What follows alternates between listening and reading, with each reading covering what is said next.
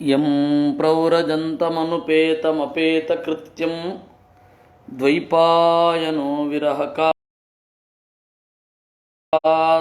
ಆಜುಹಾವ ಪುತ್ರ ಇತಿ ತನ್ಮಯತಯಾ ತರವೋಪಿ ನೇದುಃ ತಂ ಸರ್ವಭೂತಹೃದಯಂ ಮುನಿಮಾನತೋಸ್ಮಿ ಯಸ್ಯಾನುಭಾವಮಖಿಲಶ್ರುತಿಸಾರಮೇಕಮಧ್ಯಾತ್ಮದೀಪಮತಿತಿತೀರ್ಷತಾಂ ತಮೋಂಧಂ ಸಂಸಾರಿಣಾಂ ಕರುಣಯಾಃ ಪುರಾಣಗುಹ್ಯಂ ತಂ ವ್ಯಾಸಸೂನುಮುಪಯಾಮಿ ಗುರುಂ ಮುನೀನಾಂ.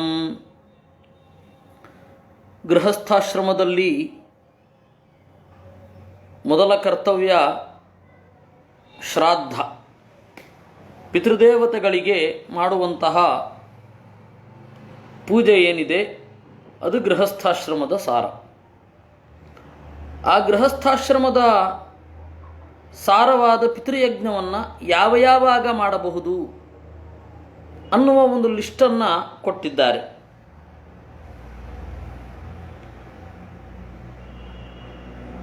ಅಯನೇ ವಿಷುವೆ ಕುಹ್ವಾಂ ವ್ಯತಿಪಾತೆ ದಿನಕ್ಷಯೇ ಚಂದ್ರಾದಿತ್ಯೋಪರಾಗೇ ಚ ದ್ವಾದಶ್ಯಾಂ ಶ್ರವಣೇಶು ಚ ತೃತೀಯಾಯಾಂ ಶುಕ್ಲಪಕ್ಷೆ ನವಮ್ಯಾಂ ಅಥ ಕಾರ್ತಿಕೆ ಚತುಸ್ಸೃಷ್ವಪ್ಯಷ್ಟಕಾಸು ಹೇಮಂತೆ ಶಿಶಿರೆ ತಥಾ ಮಾಘೇ ಚ ಸಿತ ಸಪ್ತಮ್ಯಾಂ ಮಖಾ ರಾಕಾ ಸಮಾಗಮೇ ರಾಕಾಯಾವಾನುಮತ್ಯಾವ ಮಾಸರ್ಕ್ಷಾಣಿ ಯುತಾನ್ಯಪಿ. ಒಂದು ದೊಡ್ಡ ಲಿಸ್ಟ್ ಇದೆ. ದ್ವಾದಶ್ಯಾಂ ಅನುರಾಧಾ ಸ್ಯಾತ್ ಶ್ರವಣಃ ತಿಸ್ರ ಉತ್ತರಾಃ ತಿಸೃಷು ಏಕಾದಶಿ ಚಾಸು ಜನ್ಮರ್ಕ್ಷಂ ಸೌಮ್ಯ ಯೋಗ ಯುಕ್. ಇಷ್ಟು ತಯೇತೆ ಶ್ರೇಯಸಕ್ಕಾಲಾಹ ನೃಣಾಂ ಶ್ರೇಯೋ ವಿವರ್ಧನಾಃ ಅಂತ. ಧರ್ಮಶಾಸ್ತ್ರಗಳಲ್ಲೆಲ್ಲ ನೀವು ತೆಗೆದು ನೋಡಿದ್ರೆ ಪಿತೃಯಜ್ಞವನ್ನು ಮಾಡುವ ಹಲವಾರು ವಿಧಾನಗಳನ್ನು ನಿರೂಪಣೆ ಮಾಡಿದ್ದಾರೆ.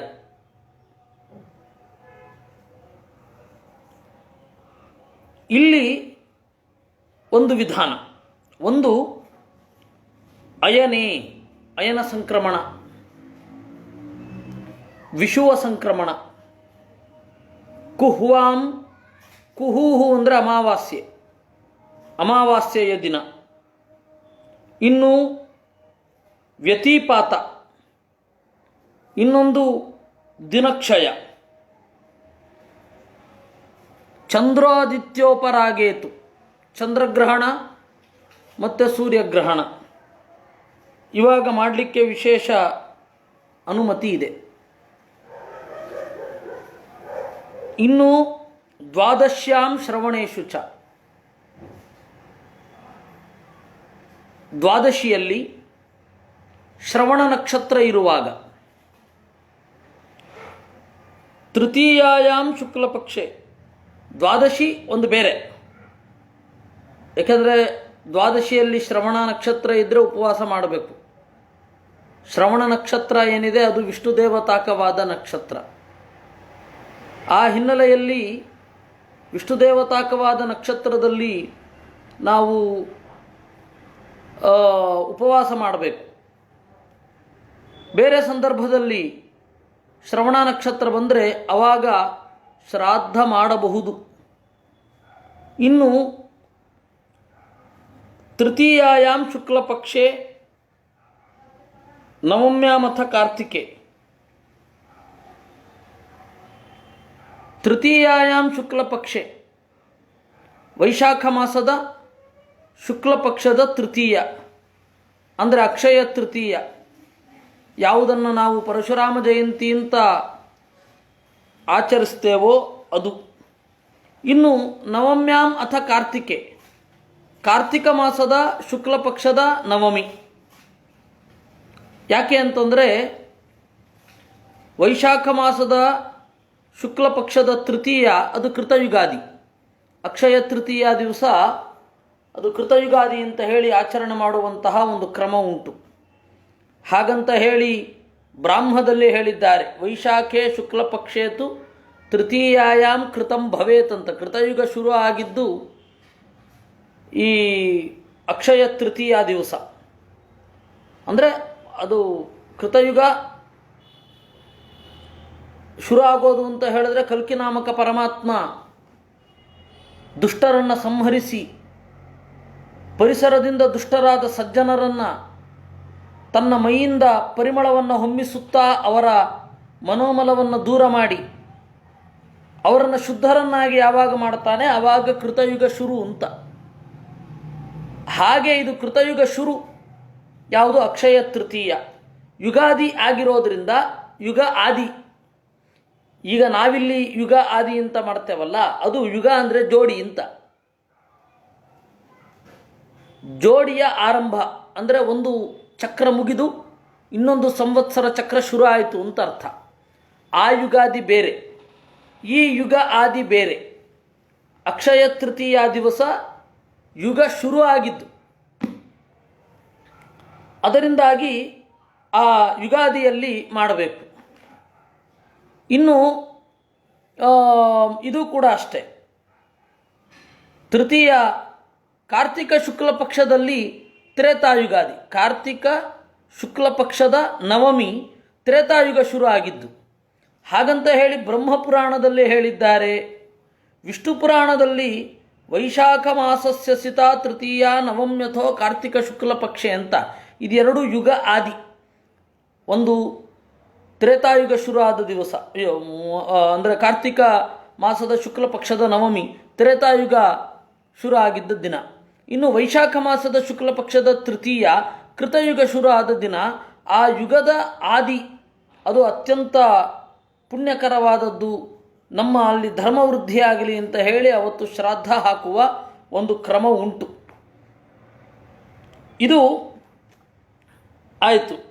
ತೃತೀಯಾಯಾಂ ಶುಕ್ಲಪಕ್ಷೆ ನವಮ್ಯಾಂ ಅಥ ಕಾರ್ತಿಕೆ ಚತಸ್ರುಷ್ವಪಿ ಅಷ್ಟಕಾಸು ಅಂತ. ಸಾಮಾನ್ಯ ಅಷ್ಟಕ ಅಂತಂದರೆ ಏನು ಅಂತ. ಅಷ್ಟಕ ಅಂತ ಹೇಳಿದ್ರೆ ಸಾಮಾನ್ಯವಾಗಿ ಅಷ್ಟಮಿ ದಿವಸದಲ್ಲಿಯೇ ಮಾಡಬೇಕು ಅಂತ ಒಂದು ಪಕ್ಷ ಇದೆ. ಅಷ್ಟಕ ಅಂದರೆ ಅಷ್ಟಮಿ. ಅದು ಅಷ್ಟಕ ಶ್ರಾದ್ದ ಮೂರೇ ಇರತಕ್ಕಂಥದ್ದು. ಅಷ್ಟಕ ಶ್ರಾದ್ದದ ದಿನ ಅಂತ ಕೆಲವರು. ಇನ್ನು ಕೆಲವರು ಏನು ಹೇಳ್ತಾರೆ ಅಂತಂದರೆ ಗೋಭಿಲ ಮೊದಲಾದವರು ಗೋಭಿಲ ಗೃಹ್ಯ ಸೂತ್ರದಲ್ಲಿ ಮತ್ತು ಆಶ್ವಲಾಯನ ಗೃಹ್ಯ ಸೂತ್ರದಲ್ಲಿ 3 ಅಷ್ಟಕಗಳು ಅಂತ ಹೇಳಿ ಚಿಂತನೆ ಮಾಡ್ತಾರೆ. ಅಷ್ಟಕಾವ ಸಮಾಖ್ಯಾತ ಸಪ್ತಮ್ಯಾದಿ ದಿನತ್ರಯಂ ಅಂತ ಹೇಳಿ. ಆದರೆ ಭಾಗವತ ಹೇಳುತ್ತೆ ಚತಸ್ರುಷ್ವಪಿ ಅಷ್ಟಕಾಸು ಅಂತ. 4 ಅಷ್ಟಕ ಶ್ರಾದ್ದ ಅಂತ ಹೇಳಿ ಭಾಗವತ ಹೇಳುತ್ತೆ. ಆಗ ಆಚಾರ್ಯರು ಈ ಧರ್ಮಶಾಸ್ತ್ರಕಾರರು ಮರೆತು ಹೋದ ಒಂದು ವಿಭಿನ್ನವಾದ ದಾರಿ ಇದೆ. ಅದು 4 ಅಷ್ಟಕ ಶ್ರಾದ್ದಗಳು ಅಂತ ತೆರೆದು ತೋರಿಸಿದರು. ಅದಕ್ಕೆ ಅನುಗುಣವಾಗಿ ಹೇಮಂತದಲ್ಲಿ, ಶಿಶಿರದಲ್ಲಿ, ಕೃಷ್ಣಪಕ್ಷದಲ್ಲಿ ಬರತಕ್ಕಂತಹ ಸಪ್ತಮ್ಯಾದಿ ದಿನತ್ರಯದಲ್ಲಿ ಶ್ರಾದ್ದವನ್ನು ಮಾಡಬೇಕು. ಅಷ್ಟಕ ಅಂತನ್ನೋದು ಅಷ್ಟಕ ಅಷ್ಟಮಿ ಮಾತ್ರ ಅಂತನ್ನುವ ಚಿಂತನೆ ಆಶ್ವಲಾಯನರಲ್ಲಿದೆ ಅಂತ ನಾವು ನೋಡಿದ್ದೇವೆ.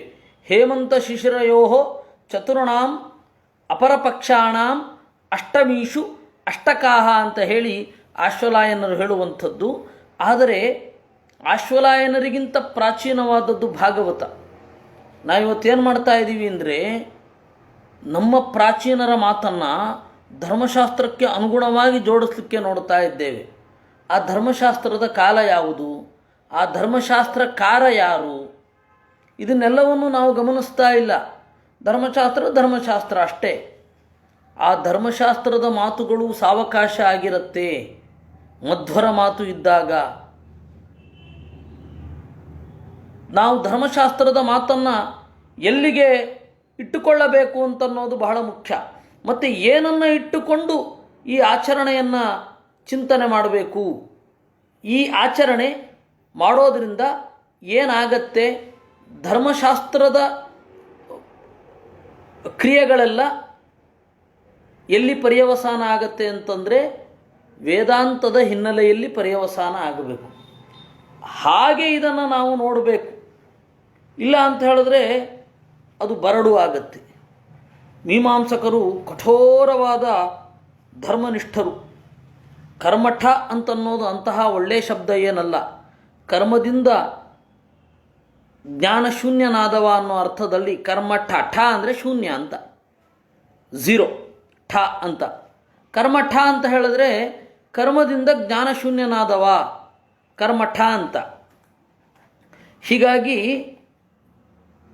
ಈ ಕೆಲವು ದಿವಸಗಳ ಹಿಂದೆ ವಿಠ್ಠಲ ಅಂತನ್ನೋದು ಅತ್ಯಂತ ಅರ್ವಾಚೀನ ಅಂತ ಹೇಳಿ ಒಂದು ವಾದವನ್ನು ಬಹಳ ಜನ ನಿರೂಪಣೆ ಮಾಡ್ತಾ, ವಿದಾಜ್ಞಾನೇನ ಠಾನ್ ಶೂನ್ಯಾನ್ ಲಾತಿದೇವೋ ಹಿ ವಿಠ್ಠಲ ಅಂತ.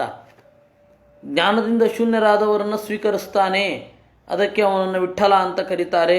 ಇಷ್ಟು ಒಳ್ಳೆಯ ನಿರ್ವಚನ ಇರಬೇಕಾದ್ರೆ ವಿಠ್ಠಲ ಅಂತನ್ನೋದು ಅರ್ವಾಚೀನ ಅಂತ ಹೇಗೆ ಹೇಳ್ತಾರೆ ಅಂತ ಎಲ್ಲ ಆಕ್ಷೇಪ ಮಾಡ್ತಾ ಇದ್ದರು.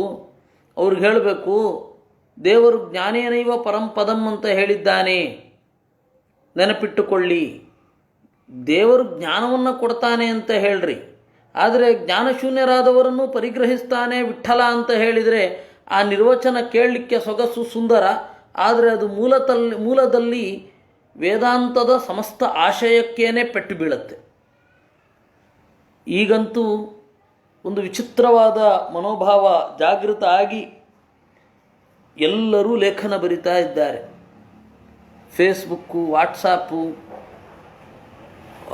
ಪುಲ್ಲೇಲ ರಾಮಚಂದ್ರ ರಾವ್ ಅಂತ ಹೇಳಿ ಒಬ್ಬ ದೊಡ್ಡ ವಿದ್ವಾಂಸರು, ಅವರು ಇದರಲ್ಲಿ ಅನಂತಪುರದ ಒಬ್ಬರು ವಿದ್ವಾಂಸರು, ಅನಂತಪುರ ಪ್ರೋದಟೂರು ಇರಬೇಕು.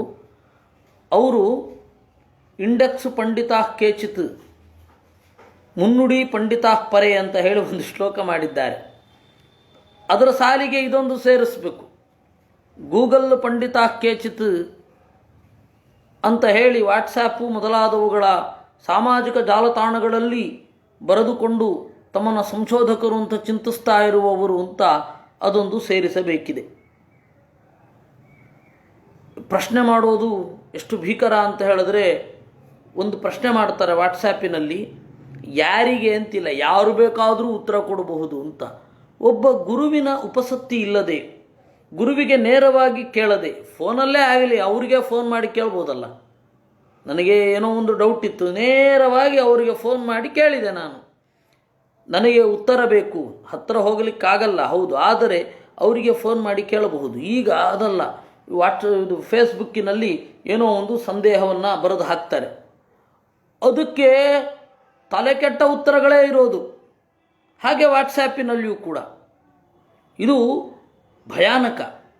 ನಮಗೆ ಯಾರಿಂದ ಉತ್ತರ ಬೇಕು ಅಂತ ಇದೆಯೋ ಅವರನ್ನು ನೇರವಾಗಿ ಅಪ್ರೋಚ್ ಮಾಡೋದು ಅವರ ವ್ಯಕ್ತಿತ್ವಕ್ಕೆ ಕೊಡುವಂತಹ ಗೌರವ. ಅದು ಬಿಟ್ಟು ಸಂದೇಶ ಬ್ಲ್ಯಾಂಕ್ ಆಗಿ ಯಾರಿಗೋ ಒಬ್ಬರಿಗೆ ಅಂತ ಹಾಕಿದರೆ ಯಾರಿಗೆ ಪುರುಸೋತ್ತಿರುತ್ತೆ ಅಂತಹ ಮುಟ್ಟಾಡರು ಉತ್ತರ ಕೊಡ್ತಾರೆ. ಇದು ಭೀಕರ, ಹಾಗೆ ಮಾಡಬಾರದು. ಯಾಕೆ ಹೇಳಿದ್ದು ಅಂತಂದರೆ, ಈ ಸಾಮಾಜಿಕ ಜಾಲತಾಣಗಳಲ್ಲಿ ಒಂದು ಆಕ್ರಮಣ ಶುರು ಆಗಿದೆ ಬೇರೆ ಬೇರೆಯವರ ಬಗ್ಗೆ, ತಮಗಿಂತ ಅತ್ಯಂತ ಬುದ್ಧಿವಂತರ ಬಗ್ಗೆ. ಅದು ಬೇಕಿಲ್ಲ. ನಮಗೆ ಏನು ಬೇಕೋ ಅದನ್ನು ನೇರವಾಗಿ ಏಕಾಂತದಲ್ಲಿ ಕೇಳಬೇಕು. ಈ ರೀತಿ ಉತ್ತರ ಕೊಟ್ಟರೆ ಅವ್ರಿಗೆ ಉತ್ತರ ಸಿಗಲ್ಲ, ಅವ್ರ ಪ್ರಶ್ನೆ ಕೇಳಿದ್ರೆ ಉತ್ತರ ಸಿಗಲ್ಲ, ಅವ್ರ ಪ್ರಶ್ನೆ ಅಷ್ಟೇ ಇರುತ್ತೆ.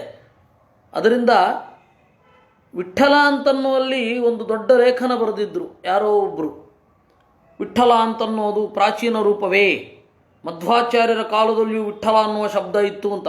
ಇತ್ತು ಅಂತ ಹೇಳಿದ್ದಷ್ಟೇ, ಹೇಗೆ ಅಂತ ಹೇಳಲಿಲ್ಲ. ಹೀಗಾಗಿ ವಿಠ್ಠಲ ಅಂತನ್ನೋದು ಆ ಪದ ಏನಿದೆ ತೀರಾ ಆಚಾರ್ಯರ ಸಿದ್ಧಾಂತದ ಆಶಯಕ್ಕೆ ವಿರುದ್ಧವಾಗಿ ಇದೆ. ಜ್ಞಾನೇನೈವ ಪರಂಪದಂ ಅಂತ ಹೇಳಿದ ಆಚಾರ್ಯರು ಎಲ್ಲಿ? ನಿಮಗೆ ಜ್ಞಾನ ಇಲ್ಲದೆ ಹೋದರೂ ಪರವಾಗಿಲ್ಲ, ದೇವರು ತೆಗೆದುಕೊಳ್ತಾನೆ ಅಂತ ಹೇಳುವ ಮಾತೆಲ್ಲಿ?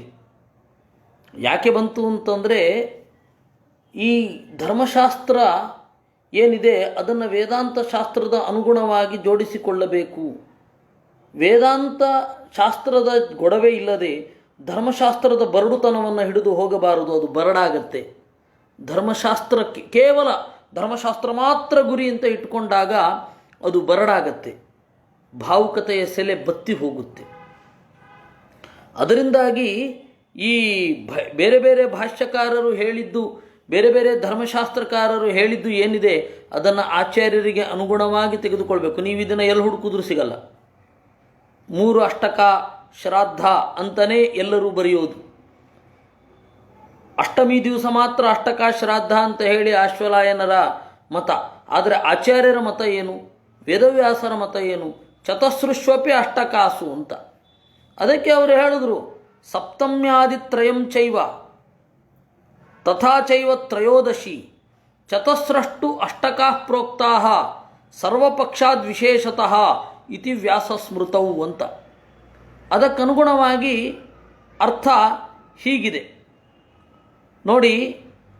ಹೇಮಂತ, ಶಿಶಿರ ಈ 2 ಮಾಸಗಳಲ್ಲಿ, ಹೇಮಂತ ಮಾಸ ಮತ್ತು ಶಿಶಿರ ಮಾಸದಲ್ಲಿ ಸೇರಿಕೊಂಡ್ರೆ 4 ಆಗತ್ತೆ. ಮಾರ್ಗಶೀರ್ಷ, ಫಾಲ್ಗುಣ, ಹೇಮಂತ, ಶಿಶಿರ ಈ ಮಾಸ ಚತುಷ್ಟಯದಲ್ಲಿ, ವಿಶೇಷತಃ ಕೃಷ್ಣ ಪಕ್ಷದಲ್ಲಿ ಸಪ್ತಮ್ಯಾದಿತ್ರಯಂ, ಸಪ್ತಮಿ, ಅಷ್ಟಮಿ, ನವಮಿ, ಆಮೇಲೆ ತ್ರಯೋದಶಿ, ಈ 4 ಏನಿದೆ ಅಷ್ಟಕ ಅಂತ ಕರೀತಾರೆ. ಅಷ್ಟಕ ಅಂತಂದರೆ ಪಿತರಃ ಅತ್ರ ಪ್ರೀತ್ಯ ಅಶ್ನಂತೀತ್ಯಷ್ಟಕಾಹ, ಪಿತೃಗಳು ಬಹಳ ಪ್ರೀತಿಯಿಂದ ಇಲ್ಲಿ ಉಣ್ಣುತ್ತಾರೆ.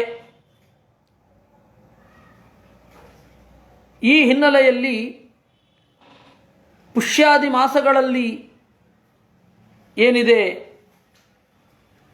ಈ ಅಷ್ಟಕ ಅದನ್ನು ಆಚರಿಸಬೇಕು. ಆಮೇಲೆ ಮಾಘೇ ಸಿತ ಸಪ್ತಮ್ಯಾಂ ಚ, ಮಾಘೇ ಚ ಸಿತ ಸಪ್ತಮ್ಯಾಂ ಹೇಮಂತೆ ಶಿಶಿರೇ ಚೈವ ನಿತ್ಯಶ್ರಾದ್ದಂ ಗುಣೋತ್ತರಂ ಇತಿ ಚ. ಹೇಮಂತ ಮಾಸ, ಹೇಮಂತ ಋತು ಮತ್ತು ಶಿಶಿರ ಋತುವಿನಲ್ಲಿ ನಿತ್ಯವೂ ಶ್ರಾದ್ದ ಮಾಡಬಹುದು. ಸುಮಾರು 365 ದಿವಸಗಳಲ್ಲಿ 100 ದಿವಸದ ತನಕ ಶ್ರಾದ್ದವನ್ನು ಮಾಡುವ ಅವಕಾಶ ಇದೆ.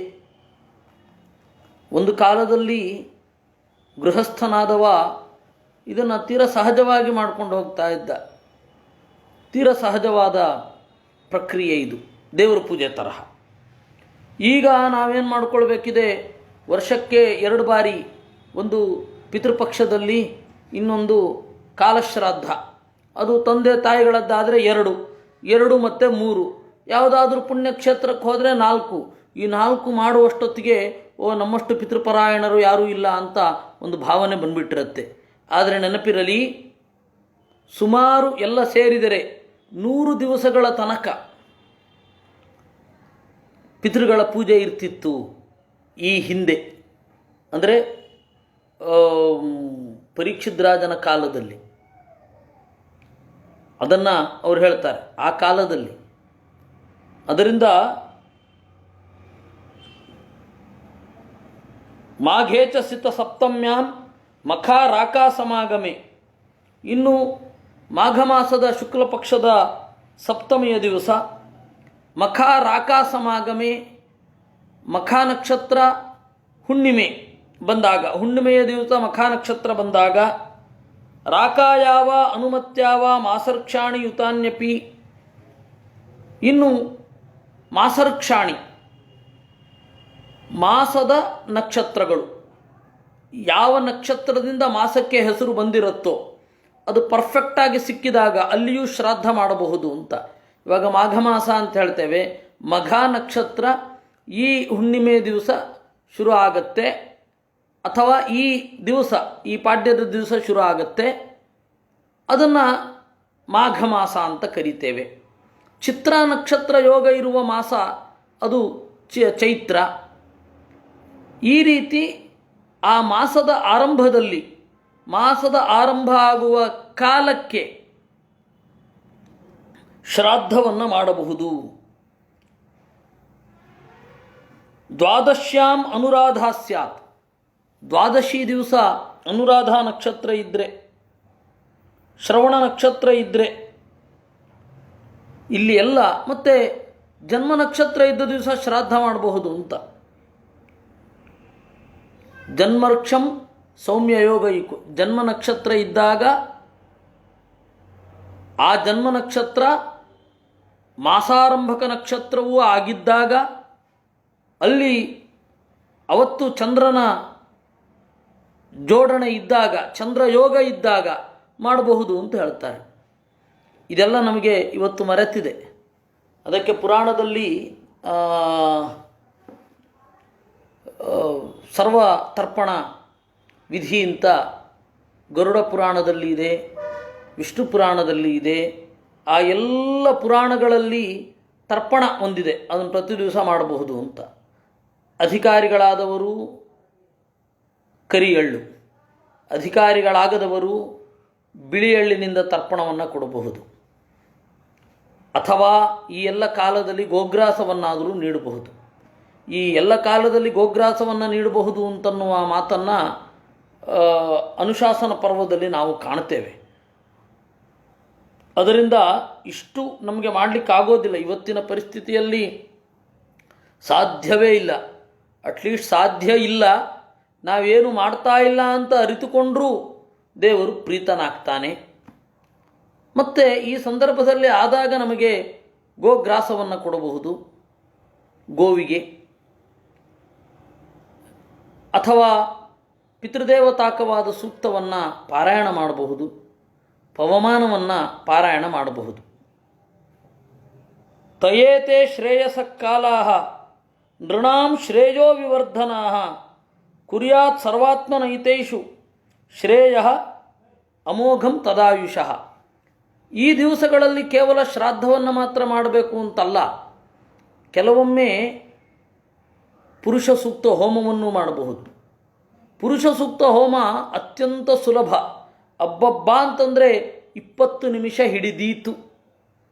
ಶೌನಕರ ಋಗ್ವಿಧಾನದಲ್ಲಿ ಇರುವಂತಹ ಪುರುಷ ಸೂಕ್ತದ ಹೋಮ ವಿಧಾನ ಬಹಳ ಸರಳ. ಈ ನಮ್ಮ ಇವತ್ತು ಹೋಮದ ವಿಧಾನದಲ್ಲಿ ತಾಂತ್ರಿಕವಾದ ವಿಧಾನಗಳು ಮಿಕ್ಸಪ್ ಆಗಿದೆ. ತಂತ್ರಶಾಸ್ತ್ರ ಮಿಕ್ಸಪ್ ಆಗಿ ಪುಣ್ಯಾಹ ವಾಚನ, ಆಮೇಲೆ ಸ್ವಸ್ತಿಕೆಯಲ್ಲಿ ಆರಾಧನೆ ಮಾಡೋದು, ಮಂಡಲದಲ್ಲಿ ಈ ದೇವತೆಗಳ ಆರಾಧನೆ ಮಾಡೋದು, ಇವುಗಳೆಲ್ಲ ಸೇರಿಕೊಂಡಿದೆ.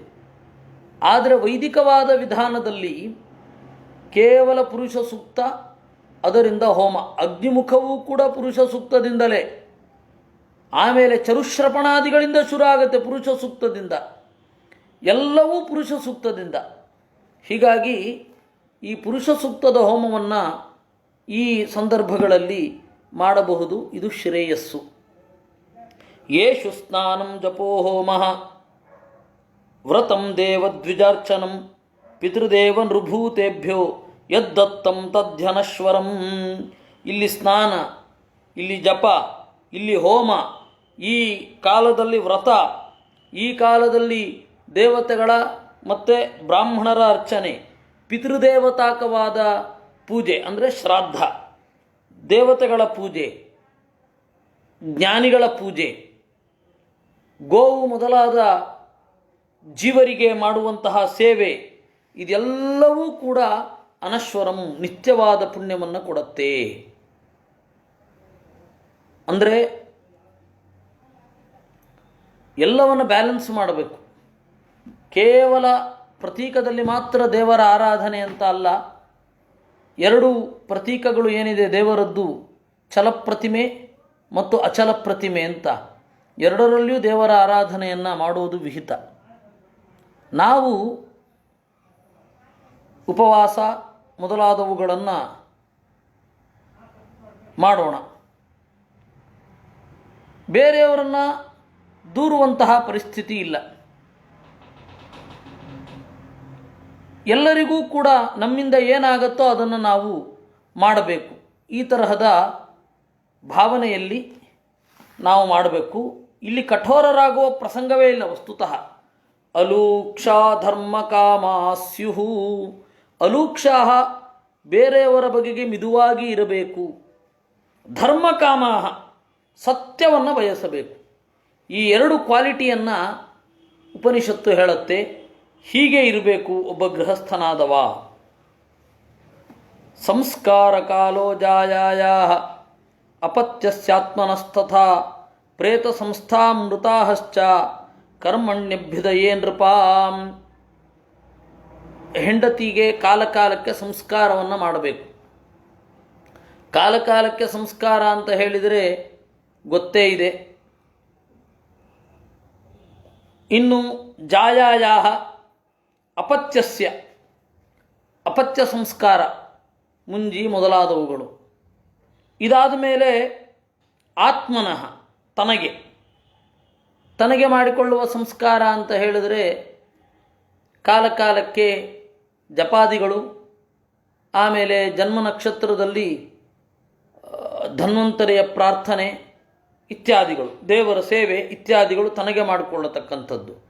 ಪ್ರೇತ ಸಂಸ್ಥಾಮೃತಾಶ್ಚ, ಪ್ರೇತ ಸಂಸ್ಥಾ ಯಾರಾದರೂ ಹಿರಿಯರು ಹೋದಾಗ ಆ ಆಚರಣೆಯನ್ನು ಮಾಡುವುದು. ಇನ್ನು ಮೃತಾಹ, ಅವರು ಸತ್ತು ಹೋದ ದಿವಸದಲ್ಲಿ ತಿಥಿಯನ್ನು ಮಾಡತಕ್ಕಂಥದ್ದು. ಅಭ್ಯುದಯ ಕರ್ಮದಲ್ಲಿ ಪಿತೃದೇವತೆಗಳ ಸ್ಮರಣೆ ಅಂದರೆ ನಾಂದಿ ಅಂತ ಕರೀತಾರೆ. ನಾಂದಿ ಶ್ರಾದ್ದ ಅಂತ ಅದನ್ನು ಹೇಳುವಂಥದ್ದು.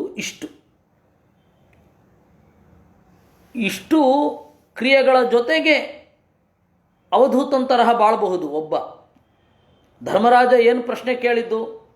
ಅವಧೂತನ ತರಹ ಬಾಳಬಹುದೇ ಗೃಹಸ್ಥನಾದವನೊಬ್ಬ? ಅಪ್ಪ, ಇಷ್ಟು ಮಾಡಿದ್ರೆ ಅವಧೂತನ ತರಹ ಬದುಕಬಹುದು, ಅವಧೂತನ ತರಹ ಸುಖವಾಗಿ ಇರಬಹುದು ಅಂತ ಹೇಳ್ತಾರೆ. ಇಷ್ಟಾದ ಮೇಲೆ ಸರಿ, ಗೃಹಸ್ಥ ಯಾವ ದೇಶದಲ್ಲಿ ವಾಸ ಮಾಡಬೇಕು, ಎಲ್ಲಿ? ಹೀಗೆ ಹೇಳಿದ ಕೂಡಲೇ ಧರ್ಮಶಾಸ್ತ್ರದಲ್ಲಿ ಇಲ್ಲಿರಬಾರ್ದು ಅಂತ ಇದೆ, ಅಲ್ಲಿರಬಾರ್ದು ಅಂತ ಇದೆ, ಹಾಗಿರಬೇಕು ಅಂತ ಇದೆ, ಹೀಗಿರಬೇಕು ಅಂತ ಇದೆ ಅಂತ ಶುರು ಮಾಡ್ತಾರೆ. ಇದಕ್ಕೆ ಒಂದು ಉತ್ತರವನ್ನು ನಾವು ಏಕಾದಶ ಸ್ಕಂಧದಲ್ಲಿ ನೋಡಿದ್ದೇವೆ. ಧರ್ಮಶಾಸ್ತ್ರ ಕೃಷ್ಣಸಾರೋ ಮೃಗೋ ಯತ್ರ, ಕೃಷ್ಣಸಾರ ಮೃಗ ಎಲ್ಲಿರುತ್ತೋ ಅಲ್ಲಿ ವಾಸ ಮಾಡಬಹುದು ಅಂತ ಹೇಳಿದ್ದಾರೆ ಸರಿ. ಅದರ ಜೊತೆಗೆ ಅಲ್ಲಿ ಆಚಾರ್ಯರು ಒಂದು ಮಾತು ಬರೆದಿದ್ದಾರೆ. ಕೃಷ್ಣಸಾರ ಮೃಗ ಇರುತ್ತೆ ಅಂತಂದರೆ ಅಲ್ಲಿ ಹುಲಿ ಮೊದಲಾದವುಗಳ ಕಾಟ ಇಲ್ಲ ಅಂತ ಅರ್ಥ. ಅಂದರೆ ದುಷ್ಟರೇ ಮೊದಲಾದ ದುಷ್ಟರು ವಿಪರೀತವಾಗಿ ಇರದ ಜಾಗ, ಅದನ್ನು ನಿತ್ಯಾಚರಣೆಗೆ ಬಳಸಿಕೊಳ್ಳಬೇಕು ಅಂತ ಬರೆದಿದ್ದಾರೆ. ಅದರ ಸ್ಪಿರಿಟ್ ಅದು. ಇಲ್ಲಿ ಸ್ವಲ್ಪ ಬೇರೆ ತರಹ ಹೇಳ್ತಾರೆ. ಅಥ ದೇಶಾಂ ಪ್ರವಕ್ಷ್ಯಾಮಿ ಧರ್ಮಾದಿಶ್ರೇಯ ಆವಹಾನ್ ಸವೈ ಪುಣ್ಯತಮೋ ದೇಶ ಸತ್ಪಾತ್ರಂ ಯತ್ರ ಲಭ್ಯತೆ. ಒಳ್ಳೆ ದೇಶವನ್ನು ಹೇಳ್ತೇನೆ ಕೇಳು ಅಂತ ನಾರದರು ಧರ್ಮರಾಜನಿಗೆ ಹೇಳೋದು. ಅದು ಪುಣ್ಯತಮವಾದ ದೇಶ. ಸತ್ಪಾತ್ರಂ ಯತ್ರ ಲಭ್ಯತೆ, ಎಲ್ಲಿ ಪಾತ್ರ ಸಿಗತ್ತೋ ಅಲ್ಲಿ. ಪಾತ್ರ ಅಂದರೆ ಯೋಗ್ಯ.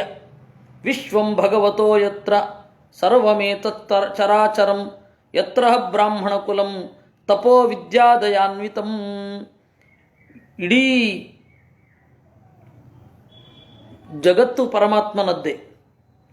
ಇಡೀ ಪ್ರಪಂಚ ಪರಮಾತ್ಮನಲ್ಲಿ ನೆಲೆಗೊಂಡಿದೆ. ಆದರೆ ಎಲ್ಲಿ ಬ್ರಹ್ಮಜ್ಞಾನಿಗಳ ಸಮೂಹ ಇರ್ತದೋ ಆ ದೇಶ ಶ್ರೇಷ್ಠ, ಆ ದೇಶ ಪವಿತ್ರ. ಯತ್ರ ಯತ್ರ ಹರೇರರ್ಚ ಸ ದೇಶ ಶ್ರೇಯಸಾಂಪದಂ ಯತ್ರ ಗಂಗಾದಯೋ ನದ್ಯ ಪುರಾಣೇಶು ಚ ವಿಶ್ರುತಾ. ಎಲ್ಲಿ ದೇವರ ಪ್ರಾಚೀನವಾದ ಮೂರ್ತಿ ಇರ್ತದೋ ಅಲ್ಲಿ ಪಾವಿತ್ರ್ಯ ಇರುತ್ತೆ. ಯತ್ರ ಯತ್ರ ಹರೇರರ್ಚ, ಎಲ್ಲಿ ಗಂಗಾದಿ ನದಿಗಳ ಸನ್ನಿಧಾನ ಇರುತ್ತೋ ಆ ಕ್ಷೇತ್ರ ಮಿಗಿಲು. ಪುರಾಣಾದಿಗಳಲ್ಲಿ ಅದನ್ನು ಹೇಳಿದ್ದಾರೆ. ಸರಾಂಸಿ ಪುಷ್ಕರಾದೀನಿ ಕ್ಷೇತ್ರಾಣಿ ಅರ್ಹಾಶ್ರಿತಾನಿ ಚ ಕುರುಕ್ಷೇತ್ರಂ ಗಜಶಿರಃ ಪ್ರಯಾಗ ಪುಲಹಾಶ್ರಮಃ ನೈಮಿಷಂ ಫಾಲ್ಗುನಂ ಸೇತು ಪ್ರಭಾಸೋಥ ಕುಶಸ್ಥಲಿ ವಾರಾಣಸಿ ಮಧುಪುರಿ ಪಂಪಾ ಬಿಂದು ಸರಸ್ತಥಾ. ಇನ್ನು ಪುಷ್ಕರ ಮೊದಲಾದ ಸರೋವರಗಳು, ಬ್ರಹ್ಮ ಸರೋವರ, ಪುಷ್ಕರ ಸರೋವರ ಅಂತ ಪುಷ್ಕರ ಕ್ಷೇತ್ರದಲ್ಲಿ ಬ್ರಹ್ಮ ಸರೋವರ ಹೇಳ್ತಾರಲ್ಲ ಅದು. ಇನ್ನು ಅರ್ಹಾಶ್ರಿತಾನಿಚ, ಯೋಗ್ಯರು ಇರುವಂತಹ ಜಾಗ ಕುರುಕ್ಷೇತ್ರ, ಗಯಾ, ಪ್ರಯಾಗ, ಪುಲಹಾಶ್ರಮ, ನೈಮಿಷ, ಫಲ್ಗುಣ ಸೇತು, ಕನ್ಯಾಕುಮಾರಿ ಮೊದಲಾದವುಗಳು. ಇನ್ನು ಪ್ರಭಾಸ, ದ್ವಾರಕಾ, ವಾರಾಣಸಿ, ಮಧುರಾ, ಪಂಪ ಯಾವುದು ಗೊತ್ತಿಲ್ಲ, ಬಿಂದು ಸರಸ್, ನಾರಾಯಣಾಶ್ರಮೋ ನಂದ, ಸೀತಾರಾಮಾಶ್ರಮಾದಯ, ಸರ್ವೇ ಕುಲಾಚಲಾ ರಾಜನ್, ಮಹೇಂದ್ರ ಮಲಯಾದಯ, ಬದರಿಕಾಶ್ರಮ. ಇನ್ನು ನಂದ, ಸೀತಾರಾಮರು ತಂಗಿದ ಜಾಗ. ಸರ್ವೇ ಕುಲಾಚಲಾರ್, ಒಂದು ಹೇಳಬೇಕು ಮರ್ತೇ ಹೋಯಿತು. ಪಂಪ ಇದು ಹನುಮಂತ ಹುಟ್ಟಿದ್ದೆಲ್ಲಿ ಇಂತ, ಹನುಮಂತ ಹುಟ್ಟಿದ್ದು ನಮ್ಮಲ್ಲಿ ಇಂಥ ತಿರುಪತಿಯವರು. ಯಾಕೆಂದರೆ ಅವರು ಇದನ್ನು ತೋರಿಸಿದ್ರು, ಯಾವುದದು ಆ ವೆಂಕಟೇಶ ಮಹಾತ್ಮೆಯಲ್ಲಿ ಒಂದು ನಮ್ಮ ಬೆಟ್ಟ 4 ಯುಗದಲ್ಲಿ 4 ಅಂತಾಗಿತ್ತು. ವೃಷಭಾಚಲ, ಆಮೇಲೆ ಅದು ಯಾವುದ್ಯಾವುದೋ ಆಚಲ, ಅಂಜನಾಚಲ, ಅದರಿಂದಾಗಿ ಅಲ್ಲೇ ಹುಟ್ಟಿದ್ದು ಅಂತ. ಇಲ್ಲ ನಮ್ಮಲ್ಲಿ ಹುಟ್ಟಿದ್ದು ಅಂತ ಹೇಳಿ ಕರ್ನಾಟಕದವರು, ನಮ್ಮಲ್ಲಿ ಹುಟ್ಟಿದ್ದು ಅಂತ ಹೇಳಿ ಆಂಧ್ರ ಪ್ರದೇಶದವರು, TTD ಅವರು.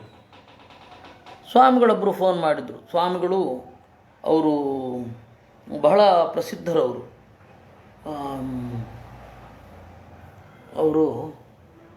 ಬಹಳ ಪ್ರಸಿದ್ಧರವರು. ಇದು ಸಾಯಿಬಾಬನ ಬಗ್ಗೆ ಎಲ್ಲ ವಿವಾದಾತ್ಮಕವಾದ ಹೇಳಿಕೆಯಿಂದ ಪ್ರಸಿದ್ಧರಾಗಿದ್ದರು. ಅವರ ಹೆಸರು ಮರ್ತೋಯ್ತು. ಒಂದು 2-3 ತಿಂಗಳ ಹಿಂದೆ. ಯಾಕೆ ಇದು ತಿರುಪತಿ ಹನುಮಂತನ ಸ್ಥಳ ಅಂತ ಹೇಳಿದಾಗ ಸುಮ್ಮನೆ ಇದ್ದಾರೆ ಯಾಕೆ ಎಲ್ಲರೂ ಕೂಡ?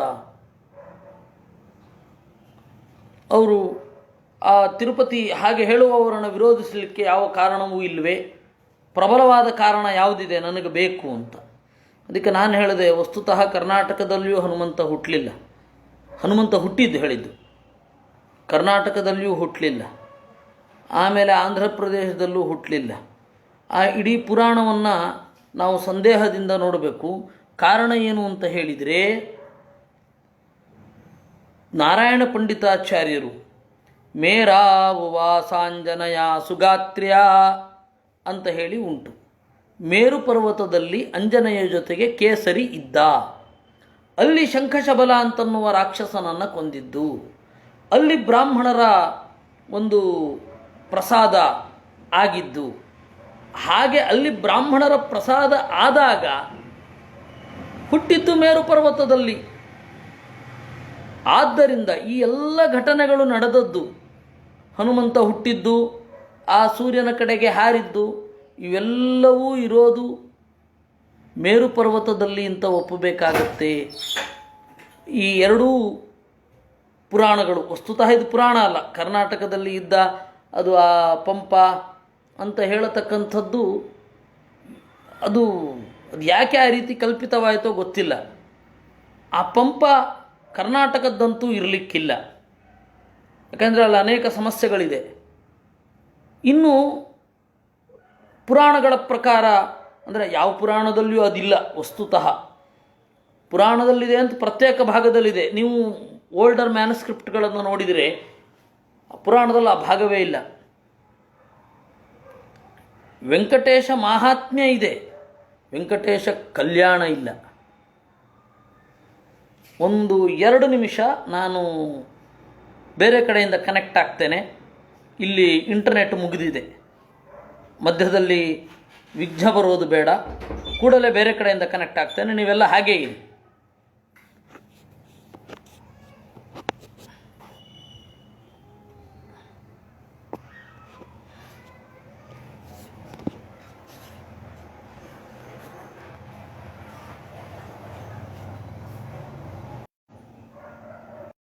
ಈ ಪುರಾಣಗಳಲ್ಲಿ ಇರೋದು ಹೀಗೆ.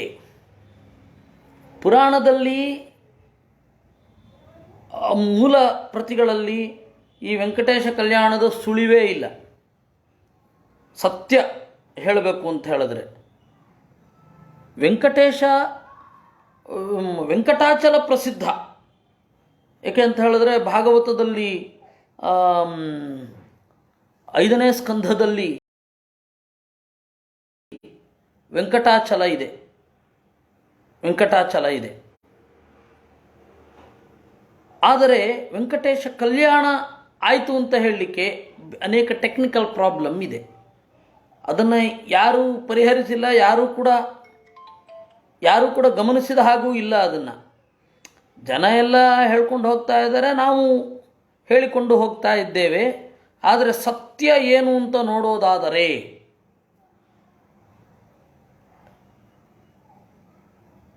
ಹನುಮಂತ ಹುಟ್ಟಿದ್ದು ಇಲ್ಲಂತೂ ಅಲ್ಲ, ವೆಂಕಟಾಚಲದಲ್ಲಂತೂ ಅಲ್ಲ. ನೀವು ಹಳೆ ಗ್ರಂಥಗಳನ್ನು ನೋಡಿದರೆ ಮೇರು ಪರ್ವತದಲ್ಲಿಯೇ ಅವನ ಜನನ ಅಂತ. ಮತ್ತು ಕಿಷ್ಕಿಂಧ ಎಲ್ಲಿದೆ ಅಂತ ಹೇಳಿ ಇದುವರೆಗೂ ಗೊತ್ತಿಲ್ಲ ನಮಗೆ.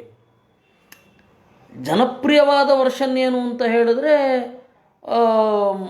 ಇಲ್ಲಿ ಇದು ಮಾತಂಗ ಪರ್ವತ ಅಂತ ತೋರಿಸ್ತಾರೆ, ಆಮೇಲೆ ಇದು ಶಬರಿ ಇದ್ದ ಜಾಗ ಅಂತ ತೋರಿಸ್ತಾರೆ, ಇಲ್ಲೇ ಸೀತೆಯ ಸೆರಗು ಅಂತ ಏನೇನೋ ತೋರಿಸ್ತಾರೆ. ಆದರೆ ಅದಕ್ಕೆ ವಾಲ್ಮೀಕಿ ರಾಮಾಯಣದ ಸಪೋರ್ಟ್ ಆಗಲಿ ಅಥವಾ ಬೇರೆ ಪುರಾಣಗಳ ಸಪೋರ್ಟ್ ಆಗಲಿ ಇರೋದಿಲ್ಲ. ನಾವಿವತ್ತು ಕಂಡುಹಿಡಿಯಲಿಕ್ಕೂ ಕಷ್ಟ ಇದೆ. ಏಕೆಂದರೆ ಕಾಲ ಕಳೀತಾ ಇದ್ದ ಹಾಗೆ ನಮಗೆ ಇದು ಏನು ಆರ್ಕಿಯಾಲಜಿಕಲ್ ಸರ್ವೆ ಸಪೋರ್ಟ್ ಸಿಗೋದಿಲ್ಲ. ಯಾವಾಗ ಎಕ್ಸ್ಕವೇಷನ್ ಎಲ್ಲ ನಡೆದು ಒಂದು ತೀರ್ಮಾನ ಮಾಡಲಿಕ್ಕೆ ಬರುತ್ತೆ ಅಂತ ಹೇಳಿದರೆ ಎಲ್ಲಿ ಆ ಘಟನೆ ಆಗಿ ಸ್ವಲ್ಪ ಕಾಲ ಆಗಿರುತ್ತೆ, ಅಂದರೆ 5,000 ವರ್ಷ ಆಗಿದ್ದರೆ, 3,000 ವರ್ಷ ಆಗಿದ್ದರೆ we can trace out it, ನಾವು ಟ್ರೇಸ್ ಮಾಡಬಹುದು. ಆದರೆ ಎಲ್ಲಿ ಲಕ್ಷಾಂತರ ವರ್ಷಗಳಾಗಿರುತ್ತೆ ಅಲ್ಲಿ ಏನು ಹೇಳಲಿಕ್ಕಿಲ್ಲ, ಶಬ್ದ ಮಾತ್ರ ಉಳ್ಕೊಳ್ಳುತ್ತೆ, ಯಾವ ಎಕ್ಸ್ಟರ್ನಲ್ ಪ್ರೂಫು ಉಳಿಯೋದಿಲ್ಲ. ಹೀಗಾಗಿ ಶಬ್ದವನ್ನೂ ಪ್ರತ್ಯೇಕವಾಗಿ ಪ್ರಮಾಣ ಅಂತ ಪರಿಗಣಿಸಬೇಕು ಅಂತ ಮಧ್ವಾಚಾರ್ಯರು. ಅದರಿಂದಾಗಿ ಏನು ಹೇಳಲಿಕ್ಕೆ ಹೊರಟಿದ್ದು ಅಂತ ಹೇಳಿದರೆ, ನಾವು ಇಲ್ಲಿ ಪಂಪ ಅಂತ ಇದೆಯಲ್ಲ, ಆ ಪಂಪ ಯಾವುದು ಅಂತ ಗೊತ್ತಿಲ್ಲ. ಸೀತಾರಾಮಾಶ್ರಮಾದಯ, ಸೀತಾರಾಮರ ಆಶ್ರಮ ಪರೀಕ್ಷಿದ್ರಾಜನ ಕಾಲಕ್ಕೆ ಗೊತ್ತಿತ್ತು ಸ್ಪಷ್ಟವಾಗಿ. ನಮ್ಮ ಕಾಲಕ್ಕೆ ಅದು ಕಳೆದು ಹೋಗಿದೆ. ಏಕೆಂದರೆ ಪರೀಕ್ಷಿದ್ರಾಜ ಬಂದು 4,000 ಚಿಲ್ಲರೆ ವರ್ಷಗಳಾಗಿ ಹೋಗಿದೆ. ಒಂದು ಪಾಂಡವರು ಇದಕ್ಕೆ ಅಂತ ಹೋದಾಗ, ಮಹಾಪ್ರಸ್ಥಾನಕ್ಕೆ ಅಂತ ಹೋಗಬೇಕಾದರೆ ಪರೀಕ್ಷಿದ್ರಾಜನಿಗೆ ಇದನ್ನು ಕೊಟ್ಟು ಪಟ್ಟಾಭಿಷೇಕ ಮಾಡಿದಾಗ ಪರೀಕ್ಷಿದ್ರಾಜನಿಗೆ ಕಡಿಮೆ ಏನಲ್ಲ 36 ವರ್ಷ. ಅದಾದಮೇಲೆ ಒಂದು 50 ವರ್ಷ ರಾಜ್ಯಭಾರ ಮಾಡಿದ್ನೋ ಏನೋ, ಸುಮಾರು 80 ವರ್ಷ ಆಗಿರಬಹುದು ಅವನಿಗೆ. ಅವನು ಭಾಗವತವನ್ನು ಕೇಳುವಾಗ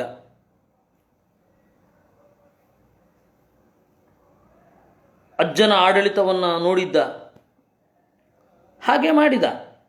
ಮತ್ತು ಆ ಅಜ್ಜ ಮೊಮ್ಮಕ್ಕಳ ಜೋಡಿ ಯಾವ ರೀತಿ ಯುದ್ಧಾನಂತರ ಒದಗುವ ಘೋರವಾದ ಬಿಕ್ಕಟ್ಟನ್ನು, ಸಾಂಸ್ಕೃತಿಕ ಪಲ್ಲಟ ಮೊದಲಾದವುಗಳನ್ನು ನಿರ್ವಹಿಸಿತು ಅನ್ನೋದನ್ನು ನಾವು ಮಹಾಭಾರತದಲ್ಲಿ ನೋಡಿದ್ವಿ, ಮುಂದೆ ನೋಡ್ತೇವೆ ಕೂಡ.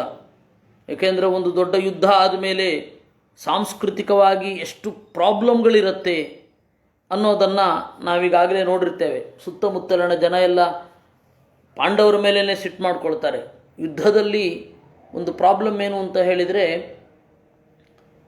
ಗೆದ್ದವ್ರ ಮೇಲೆ ಅನೇಕ ದ್ವೇಷಿಗಳು ಸೃಷ್ಟಿಯಾಗ್ತಾರೆ. ಇದನ್ನು ಒಂದು ಕಡೆ ಆಂಗ್ಲದ ಕವಿಗಳು ಕೂಡ ಪಾಯಿಂಟ್ ಔಟ್ ಮಾಡಿದ್ದಾರೆ. ಗೆದ್ದ ಮೇಲೆ ಬಹಳ ಜನ ಶತ್ರುಗಳು ಹುಟ್ಕೊಳ್ತಾರೆ ಮಾನಸಿಕವಾಗಿ. ದೈಹಿಕವಾಗಿ ಯಾರಿಗೂ ಸಾಧ್ಯ ಇಲ್ಲ ಅಂತಾದರು, ಆದರೆ ಅದು ಯಾವುದೂ ಆಗದಂತೆ ಅವರಿಬ್ಬರು ಮ್ಯಾನೇಜ್ ಮಾಡಿದ್ರು, ಧರ್ಮರಾಜ ಮತ್ತು ಪರೀಕ್ಷಿತ. ಅದಕ್ಕೆ ಬೇಕಷ್ಟು ವ್ಯಾಪಾರಿಗಳಿಗೆ ಅನುದಾನವನ್ನು ಕೊಟ್ಟರು, ಆ ಥರದ್ದೆಲ್ಲ ಬರುತ್ತೆ. ಬೇಕಷ್ಟು ಗ್ರ್ಯಾಂಟ್ಸ್ಗಳನ್ನು ಕೊಟ್ಟರು, ಎಷ್ಟೋ ಟ್ಯಾಕ್ಸ್ ಫ್ರೀ ಮಾಡಿದ್ರು, ಎಲ್ಲ ಬೇಕಷ್ಟು ಉಂಟು ಅಲ್ಲಿ. ಅದನ್ನು ನಾವು ಮುಂದೆ ನೋಡ್ತೇವೆ. ಮತ್ತು ಕ್ರೈಮ್ ಆ್ಯಂಡ್ ಪನಿಷ್ಮೆಂಟಿನ ವಿಭಾಗ ಬಹಳ ಸೂಕ್ಷ್ಮ ಆಗಿಬಿಡುತ್ತೆ ಯುದ್ಧದಲ್ಲಿ ಗೆದ್ದ ಮೇಲೆ. ಅದನ್ನೆಲ್ಲ ಯಾವ ರೀತಿ ನಿರ್ವಹಿಸಿದರು ಅಂತ ಅಲ್ಲುಂಟು. ನಾವು ಏನು ಇಲ್ಲಿ ಗಮನಿಸಬೇಕಾದದ್ದು ಅಂತಂದರೆ, ತೀರಾ ಹಳೆಯದಾದರೆ ಹೋಗೋಲ್ಲ. ಸೀತಾರಾಮ ಆಶ್ರಮ ಅವನ ಕಾಲಕ್ಕೆ ಪ್ರಸಿದ್ಧ ಇತ್ತು. ಯಾರು ಧರ್ಮರಾಜನ ಕಾಲಕ್ಕೆ, ಪರೀಕ್ಷಿದ್ರಾಜನ ಕಾಲಕ್ಕೆ 5,000 ವರ್ಷಗಳ ಹಿಂದೆ ಅವರಿಗೆ ಏನು ಗೊತ್ತಿರುತ್ತೆ ಅದು 5,000 ವರ್ಷಗಳ ಇತಿಹಾಸದ ಮುಂದೆ ಬಂದಾಗ ನಮ್ಗೆ ಗೊತ್ತಾಗಲ್ಲ. ಅವ್ರಿಗೆ ಯಾವುದು ಇತಿಹಾಸ ಇರುತ್ತೆ ಅದ್ರ ಬಗ್ಗೆ ಐಡಿಯಾ ಇರುತ್ತೆ. ಇವಾಗ ಧರ್ಮರಾಜನಿಗೆ ಯಾವುದು ಇತಿಹಾಸವೋ ಅವನಿಗದು ಐಡಿಯಾ ಇರುತ್ತೆ. ನಮ್ಗೆ ಧರ್ಮರಾಜನೇ ಇತಿಹಾಸ, ಅವರ ಇತಿಹಾಸವನ್ನು ಟ್ರೇಸ್ ಮಾಡೋದು ಭಾರಿ ಕಷ್ಟ. ಈಗ ಒಂದು ಉದಾಹರಣೆ, ವನಪರ್ವದಲ್ಲಿ ಪಾಂಡವರು ತಿರುಗಾಡ್ತಾ ಹೋಗ್ತಾ ಇದ್ದರು. ಈ ಆಶ್ರಮ ನೋಡಿದ್ರು, ಆ ಆಶ್ರಮ ನೋಡಿದ್ರು, ಅಷ್ಟಾವಕ್ರನಾಶ್ರಮ ನೋಡಿದ್ರು, ಎಲ್ಲ ಸರಿ. ಆದರೆ ಅಷ್ಟಾವಕ್ರನ ಆಶ್ರಮ ಎಲ್ಲಿ ನೋಡಿದ್ರು ಅಂತ ಗೊತ್ತಿಲ್ಲ. ಯಾಕಂದ್ರೆ ನಮಗೆ ಪಾಂಡವರೇ ಇತಿಹಾಸ. ಆ ಪಾಂಡವರು ತಮ್ಮ ಹಿಂದಿನ ಇತಿಹಾಸವನ್ನು ಯಾವ ರೀತಿ ಟ್ರೇಸ್ ಔಟ್ ಮಾಡಿದ್ರು ಅಂತ ನಮಗೆ ಇವತ್ತು ಗೊತ್ತಾಗಲ್ಲ. ಕೆಲವೊಂದು ಗೊತ್ತಾಗುತ್ತೆ, ಬದರಿಗೆ ಹೋದರು ಅನ್ನೋದು ಗೊತ್ತು, ಪ್ರಯಾಗಕ್ಕೆ ಹೋದರು ಅನ್ನೋದು ಗೊತ್ತು, ಪ್ರಭಾಸಕ್ಕೆ ಹೋದರು ಅನ್ನೋದು ಗೊತ್ತು. ಯಾಕೆಂದರೆ ಪಾಂಡವರಿಗೆ ಇತಿಹಾಸ ಆದರೂ ಪಾಂಡವರ ಇತಿಹಾಸಕ್ಕೆ ಮತ್ತು ನಮಗೂ ಇತಿಹಾಸ. ಪಾಂಡವರಿಗೆ ಹೇಗೆ ಪ್ರಭಾಸ ಇತಿಹಾಸವೋ ಹಾಗೆ ನಮಗೂ ಇತಿಹಾಸವಾಗಿ ಸ್ಪಷ್ಟವಾಗಿ ಕಂಡಿದೆ. ಇಷ್ಟು ಸೂಕ್ಷ್ಮವಾಗಿ ನಾವು ಗಮನಿಸಬೇಕಾಗತ್ತೆ. ಅದಕ್ಕೆ ವೇದವ್ಯಾಸರಿಗೆ ಮುಂದೆ ಈ ತರಹದ ಒಂದು ಪ್ರಾಬ್ಲಮ್ ಬರುತ್ತೆ ಅಂತ ಹೇಳಿ ಅವರಿಗೆ ಸ್ಪಷ್ಟವಾಗಿ ಗೊತ್ತು. ಅದಕ್ಕೆ ಅವರು ಹೇಳ್ತಾರೆ, ಸರ್ವೇ ಕುಲಾಚಲಾರಾಜನ್ ಮಹೇಂದ್ರ ಮಲಯಾದಯ ಅಂತ. ಯಾವುದು ಅತ್ಯಂತ ಪ್ರಾಚೀನವಾದ ಪರ್ವತವೋ ಅದೆಲ್ಲವೂ ಪುಣ್ಯಕ್ಷೇತ್ರ ಹೋಗಂತಂದರು. ಏತೆ ಪುಣ್ಯತಮಾ ದೇಶಾ ಹರೇರರ್ಚಾಶ್ರಿತಾಶ್ಚಯೇ ಏತಾನ್ ದೇಶಾನ್ ನಿಷೇವೇತ ಶ್ರೇಯಸ್ಕಾಮೋ ಹ್ಯಭೀಕ್ಷ್ಣಶಃ. ಅದರಿಂದ ಎಲ್ಲ ಬೆಟ್ಟಗಳು ಸರಿ. ಆ ಒಂದು ಬೆಟ್ಟ ಅಂತಂದರೆ ಆ ಬೆಟ್ಟದ ಸುತ್ತಮುತ್ತಲ ಗಂಟುಗಳು, ಅಂದರೆ ದೊಡ್ಡ ಬೆಟ್ಟ ಇರುತ್ತೆ. ಯಾವ ರೀತಿ ನದಿಗೆ ಒಂದು ಉಪನದಿ ಇರ್ತದೋ ಹಾಗೆ ಪರ್ವತಕ್ಕೊಂದು ಉಪಪರ್ವತ ಇರ್ತದೆ. ಆ ಪರ್ವತದ ಉಪಪರ್ವತ ಇವಾಗ ದೇವರಾಯನ ದುರ್ಗ ಇದೆ. ದೇವರಾಯನ ದುರ್ಗ ಅಂತನ್ನುವ ಬೆಟ್ಟ ಅದರ ಕ್ಷೇತ್ರದ ಸಾಲಿನಲ್ಲೇ, ಆ ಬೆಟ್ಟದ ಸಾಲಿನಲ್ಲೇ ನಂದಿ ಬೆಟ್ಟವೂ ಬರುತ್ತೆ. ನಮಗೆ ಆ ಪ್ರಮೇಯ ಇವತ್ತು ಮರೆತಿದೆ. ನಂದಿ ಬೆಟ್ಟ ಅಂತನ್ನೋದು ಇವತ್ತು ವಿಹಾರ ತಾಣ ಆಗಿದೆ. ಅದು ಎಲ್ಲ ಕಾಲದಲ್ಲಿಯೂ ಎತ್ತರದ ಪರ್ವತ ವಿಹಾರ ತಾಣವೇ. ಕ್ರೀಡಾಚಲ ಅಂತಲೇ ಕರೀತಾರೆ, ಕ್ರೀಡಾ ಪರ್ವತ ಅಂತ. ಕೃಷ್ಣನ ಕಾಲದಲ್ಲಿ ರೈವತಕ ಪರ್ವತ ಇರಲಿಲ್ವಾ, ಅದು ಯಾವತ್ತಿದ್ರೂ ಬೆಟ್ಟದ ಸೌಂದರ್ಯ, ಬೆಟ್ಟದ ಮೇಲ್ಗಡೆ ಹೋದಾಗ ನಡೆಯುವ ಸೌಂದರ್ಯವನ್ನು ಜನ ಸಹಜವಾಗಿ ಕ್ರೀಡಾ ತಾಣವಾಗಿ, ಆಟದ ತಾಣವಾಗಿ ಬಳಸ್ತಾರೆ. ಆದರೆ ಅದು ಪುಣ್ಯಕ್ಷೇತ್ರ ಹೌದು. ಹಲವಾರು ರೀತಿಯಿಂದ ಆ ಬೆಟ್ಟಗಳೇ ಹಾಗಿರಬೇಕಾದ್ರೆ, ಚಿಕ್ಕ ಬೆಟ್ಟಗಳೇ ಹಾಗಿರಬೇಕಾದ್ರೆ, ಆ ಚಿಕ್ಕ ಬೆಟ್ಟಗಳಿಗೆ ಆಸರೆಯಾದ ಹಿರಿದಾದ ಬೆಟ್ಟಗಳು ಯಾವುದೋ ಒಂದು ಇರ್ತಾವಲ್ಲ, ಅದು ಕುಲಾಚಲ ಅಂತ ಕರೀತಾರೆ. ಅದು ಪುಣ್ಯಕ್ಷೇತ್ರ ಆಗೋದಿಲ್ವೇ? ಧರ್ಮೋ ಹ್ಯತ್ರೋದಿತ ಪುಂಸಾಂ ಸಹಸ್ರಾಧಿಫಲೋದಯ ಪಾತ್ರಂ ಛಾತ್ರ ನಿರುಕ್ತಂ ವೈ ಕವಿಭಿ ಪಾತ್ರವಿತ್ತಮೈ. ಹೀಗೆ ನಾವು ಧರ್ಮವನ್ನು ಹೇಳಿದ್ದೇವೆ, ಬೇರೆ ಬೇರೆ ತರಹದ ಪೂಜಾ ವಿಧಾನಗಳನ್ನು ಹೇಳಿದ್ದೇವೆ, ಪಾತ್ರದ ಬಗ್ಗೆ ಹೇಳಿದ್ದೇವೆ. ಹರಿರೇವೈಕ ಉರ್ವೀಶಃ ಯನ್ಮಯಂಚ ಚರಾಚರಂ ದೇವರ್ಷ್ಯರ್ಹತ್ಸು ವೈ ಸತ್ಸು ತತ್ರ ಬ್ರಹ್ಮಾತ್ಮಜಾದಿಷು ರಾಜನ್ ಯದಗ್ರ ಪೂಜಾಯಾಂ ಮತ ಪಾತ್ರತೆಯ ಅಚ್ಯುತಃ. ಹರಿರೇವೈಕ ಉರ್ವೀಶಃ, ಪರಮಾತ್ಮ ಒಬ್ಬನೇ, ಎಲ್ಲ ಜಗದೊಡೆಯ, ಚರಾಚರವೂ ಕೂಡ ಅವನಲ್ಲಿ ನೆಲೆಗೊಂಡಿದೆ. ದೇವತೆಗಳು, ಋಷಿಗಳು, ಬೇಕಾಷ್ಟು ಜ್ಞಾನಿಗಳು ಎಲ್ಲರೂ ಇರಬೇಕಾದರೂ ಕೂಡ ಅಗ್ರಪೂಜೆಗೆ ಅರ್ಹ ಅಂತ ಹೇಳಿ ದೇವರನ್ನೇ ಹೇಳಿದ್ದು, ನಾರಾಯಣನನ್ನೇ ಹೇಳಿದ್ದು. ಯಾಕೆ ಅಂದರೆ ಅವನು ಪಾತ್ರಗಳಲ್ಲಿ ಮಿಗಿಲು, ಆದ್ದರಿಂದ ಅಲ್ಲಿ ಕನೆಕ್ಟ್ ಆಗತ್ತೆ.